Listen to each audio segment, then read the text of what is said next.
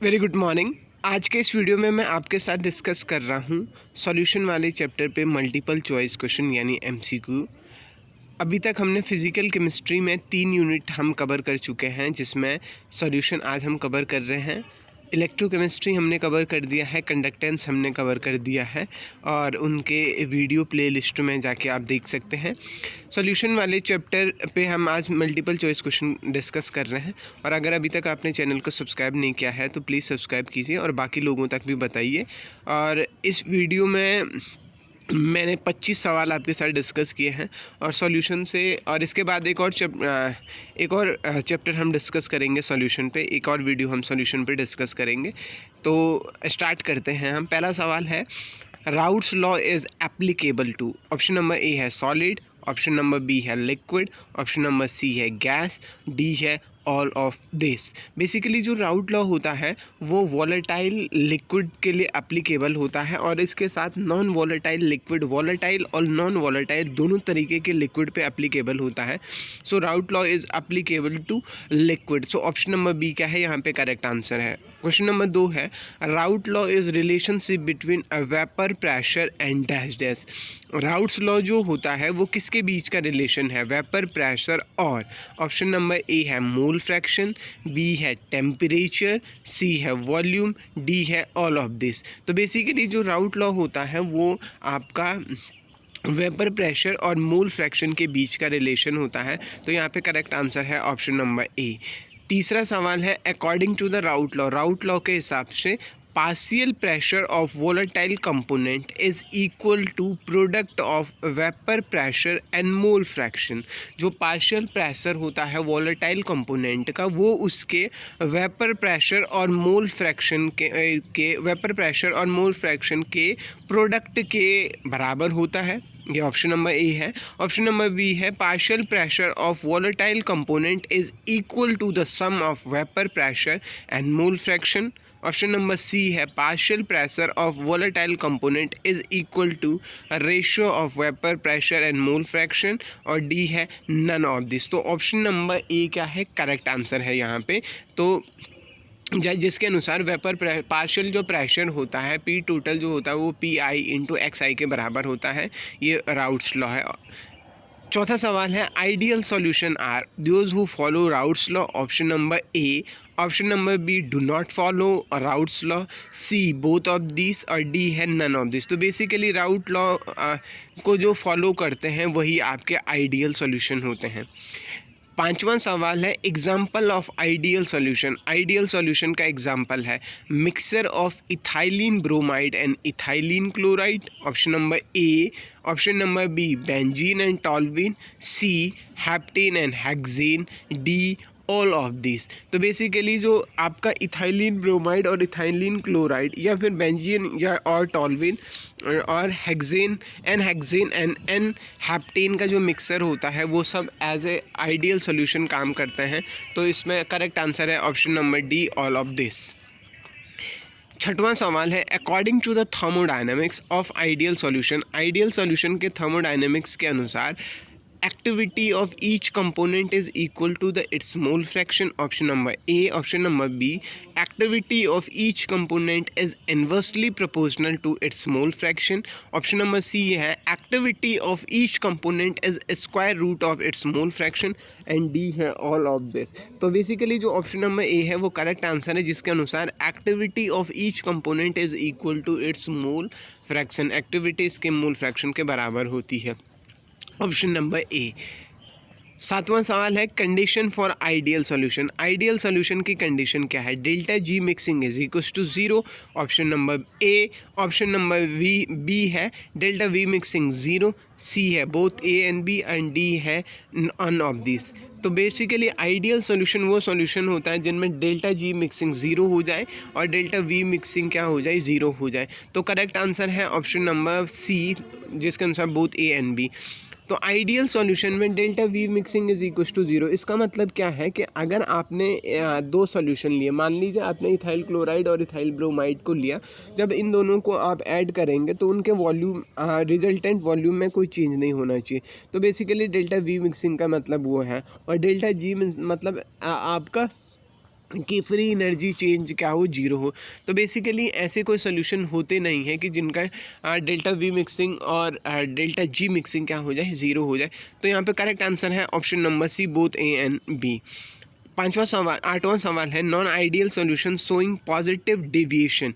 Positive deviation जो दिखाते हैं, vapour pressure curve reach to maxima, option number B है vapour pressure curve reach to minima, C both of this और D none of this. तो basically non ideal जो positive deviation show करते हैं उनके लिए वेपर प्रेशर जो curve होता है वो मैक्सिमा से ऊपर चले जाता है। ऑप्शन नंबर ए करेक्ट है। और 9वां सवाल है the example of pair of liquid which show the positive deviation from Raoult law. Route law से जो पॉजिटिव डेविएशन शो करते हैं, ऑप्शन नंबर ए है benzene and toluene, cyclohexane and CCl4, D है ethyl alcohol and chloroform, C है ethyl alcohol and chloroform, D है none of this. तो basically जो बेंजीन और टॉल्विन या है ये आपका आइडियल सॉल्यूशन है, साइक्लोहेक्सेन एंड CCl4, और एंड यहाँ पे जो करेक्ट आंसर है वो है इथाइल अल्कोहल एंड क्लोरोफॉर्म। तो ये पॉजिटिव डेविएशन शो करेगा। बेसिकली पॉजिटिव डेविएशन, अब अगला सवाल में समझाता हूँ। Non ideal solution positive deviation from Raoult law due to. इसका आंसर मैं ऐसे ही बता देता हूँ कि जो ideal solution, non ideal solution या रियल सॉल्यूशन जो पॉजिटिव डेविएशन शो करेंगे उनका जो फोर्स ऑफ अट्रैक्शन होगा सॉल्यूट सॉल्वेंट पेयर के बीच में वो लेस हो जाएगा आपका इंडिविजुअल पेयर से, जैसे सॉल्यूट पेयर से या सॉल्वेंट पेयर से। मतलब क्या है, आपने मान लीजिए इथाइल अल्कोहल का अगर आप देखेंगे, इथाइल अल्कोहल हाइड्रोजन बॉन्डिंग बनाता है तो उसमें क्या है आपका वहाँ पे फोर्स ऑफ अट्रैक्शन ज़्यादा, इंट्रामोलिकुलर फोर्सेस ज़्यादा है। लेकिन अगर आप इथाइल अल्कोहल और क्लोरोफॉर्म को ऐड करेंगे तो उस केस में जो फोर्स ऑफ अट्रैक्शन हो जाएगा उसमें चेंजेस आ जाएंगे। 11वां सवाल है example of pair of liquid which show negative deviation from routes law. Negative जो डेविएशन होता है वो किसकी वजह से आता, किस में आएगा? ऑप्शन नंबर ए है बेंजीन एंड टॉल्विन, दूसरा है साइक्लोहेक्सेन एंड CCl4, सी है एसीटोन एंड क्लोरोफॉर्म, डी है नन ऑफ दिस। तो यहाँ पे जो करेक्ट आंसर है वो एसीटोन एंड क्लोरोफॉर्म है। बेसिकली नेगेटिव जो डेविएशन शो करेंगे उनका जो आपका आइडियल वाली पीक जो होगी यहाँ पे वो उससे नीचे की तरफ आएंगे, मिनिमा की तरफ आएंगे। क्वेश्चन नंबर 12 है azeotropic mixture are has same boiling point, B same different boiling point, C same melting point, D all of this. Azeotropic mixture कौन से मिक्सचर होते हैं कि जिसका बॉइलिंग पॉइंट क्या हो जाता है, जिनका बॉइलिंग पॉइंट क्या हो जाता है, सेम हो जाता है, तो वो एजियोट्रॉपिक मिक्सचर कहलाते हैं। Azeotropic mixture can be separated by, option number A है fractional distillation, option number B है HPLC, सी है TLC और डी है ऑल ऑफ दिस। तो बेसिकली जो एजियोट्रॉपिक मिक्सचर जो होते हैं उनको हम सेपरेट कर सकते हैं फ्रैक्शनल डिस्टिलेशन से। लिक्विड के लिए जब बात हो रही है और वो बॉइलिंग पॉइंट से रिलेटेड अगर हो तो वहाँ पे हम डिस्टिलेशन का यूज़ करते हैं, तो यहाँ पे फ्रैक्शनल डिस्टिलेशन आपका करेक्ट आंसर है। 14वां सवाल है azeotropic mixture are univariant, bivariant, both, D none of this. Basically इसका आंसर हम नेक्स्ट चैप्टर में आपको बढ़िया से समझा पाऊंगा मैं, जब मैं आपको फेज इक्विलिब्रियम पढ़ा रहा हूँगा। तो एजियोट्रॉपिक मिक्स, अभी आप सिर्फ इतना याद रखिए कि एजियोट्रॉपिक जो मिक्सर होते हैं वो आपके यूनिवेरिएंट होते हैं, मतलब आप उसमें एक से ज़्यादा कांस्टेंट को बदल नहीं सकते हैं, एक से ज़्यादा चीज़ को नहीं बदल सकते हैं। इसको हम फेज इक्विलिब्रियम में ज़्यादा बेहतर समझेंगे। 15वां सवाल है two liquid have different vapour pressure can be separated by, option number 1 है frictional distillation, option number B है HPLC, सी है TLC, डी है ऑल ऑफ दिस। तो बेसिकली जो दो ऐसे लिक्विड जिनके वेपर प्रेशर अलग हो उनको हम अलग कर सकते हैं, तो करेक्ट आंसर है फ्रिक्शनल डिस्टिलेशन से। मान लीजिए एक लिक्विड है उसका बॉइलिंग पॉइंट आपके पास 30 डिग्री सेल्सियस है और दूसरा बॉइलिंग लिक्विड आपके पास है उसका बॉइलिंग पॉइंट 40 डिग्री सेल्सियस है। तो जब इस तरीके के लिक्विड आपके पास होंगे जिनका वेपर प्रेशर अलग अलग होगा, वेपर प्रेशर अलग अलग होगा तो बॉइलिंग पॉइंट अलग अलग होगा। तो इसका मतलब क्या हो गया, आप उनको ईजिली क्या कर सकते हैं, सेपरेट कर सकते हैं फ्रिक्शनल डिस्टिलेशन करके। rule which is used to determine weight percentage of each phase present in a binary equilibrium phase diagram of alloys. alloys को binary phase diagram में किसका यूज़ करते हैं? ऑप्शन नंबर ए है लिबर रूल, 2 है phase rule, सी है Henry law, D है all of this. तो बेसिकली जो वेट परसेंटेज फेज डायग्राम में उसके लिए यूज़ होता है उसका नाम है लिबर रूल. ऑप्शन नंबर ये है लिबर रूल. 17वां सवाल है instrument so in figure is. ये इस फिगर में जो इंस्ट्रूमेंट आपको दिखाई दे रहा है वो क्या है? ऑप्शन नंबर ए है frictional distillation, B HPLC, C है TLC, डी है ऑल ऑफ दिस. तो ये जो इंस्ट्रूमेंट यहाँ पे आपको दिखाया जा रहा है ये इंस्ट्रूमेंट बेसिकली किसका है? फ्रिक्शनल डिस्टिलेशन है. अब फ्रिक्शनल डिस्टिलेशन से हम दो ऐसे लिक्विडों को सेपरेट करते हैं जिनका बॉइलिंग वेपर प्रेशर क्या होता है? अलग अलग होता है.